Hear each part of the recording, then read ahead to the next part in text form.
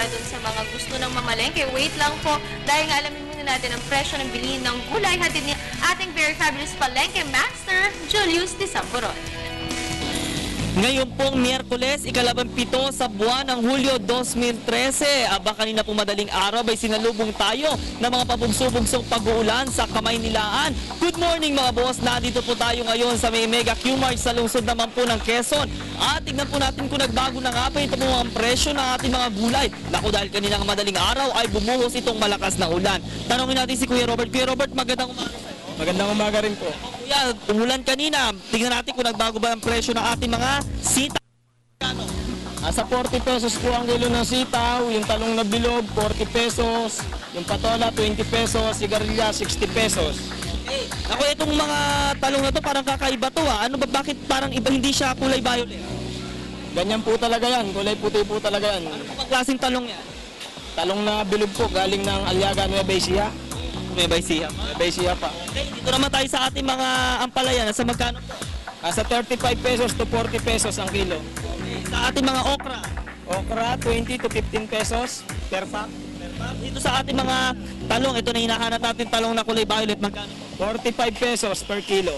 45 pesos per kilo. Naku, talagang murang-mura na dito. Ito mga ampalaya na ganito. 35 pesos per kilo, tapos 45 pesos yung talong na violet. Ito sa ating mga siling green, nasa magkano? 20 to 25 pesos per kilo. Okay, tapos yung mga ating mga baggy beans ba yan? Oo, nasa magkano? 22 to 25 pesos per kilo. Okay, tapos yung mga malalaking talong. 25 pesos per kilo. Tapos ano yun, kuya? Pipino, nasa magkano ng pipino? Pipino, 18 to 20 pesos per kilo. Ating mga gabi. Gabi, 30 pesos per kilo. Kalamansi is 25 pesos per kilo. Okay, tapos yung kalabasa. Kalabasa, 10 pesos per kilo. Kuya, nakita ko may tinda kayong munggo, nasa magkano yung munggo? Munggo, 33, kalahating kilo. Magkano siya? 65 per kilo. Yung kamatis, hindi, bayabas pala. O mga boss, bayabas, tingnan natin ako yung mga pwedeng pang vitamins. Bayabas natin is 35 to 40 pesos per kilo. Kuya, tuwing kailan kayo dinadagsan ng mga kababayan? Tuwing madaling araw, mga alas 2 ng madaling araw hanggang 5 ng umaga. Kuya, sa magkano kaya itong ating mga bawang dito, tsaka yung mga sibuyas? 35 yung puti, tapos yung pulang malalaki 38, yung pulang maliliit 35. Yung luya natin 38 pesos per kilo. Ito, yung ano ba to? Yung Kamote ote, nasa magkano kamote? 30 pesos per kilo. Siling labuyo. Siling labuyo, mababa ang labuyo ngayon, nasa 40 pesos ang kilo. Magkano yung maramihan na pag itong mga sibuyas natin? Per bag 600 plus. 20 plus pataas yung laman. Okay, maraming salamat po.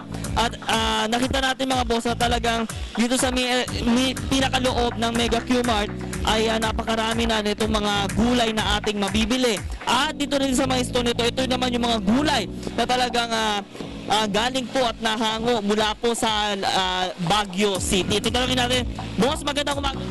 Maganda nga po. Magandang umaga rin naman. Titanongin natin, nasa magkano na po ito pong ating pong mga ampalaya po? Palaya po.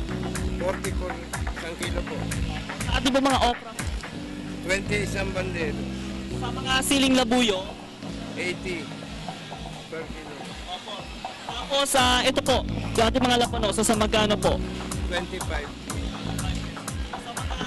May repolyo po ba tayo? 25 per kilo.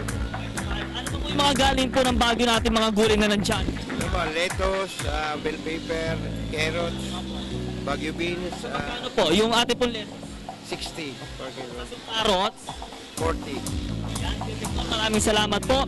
At ayan po mga boss, nakita po natin, ito po mga presyo po na ating na nanggaling po sa may Baguio. At nakita din natin yung iba din na mga nagtitinda dito sa may Mega Q-Mart. So yan muna ang pinakahuling mga presyo ng mga palengke mula pa rin dito po sa Quezon City para sa Telebisyon ng Bayan. Ako po si Julius de Samburon. Good morning, boss!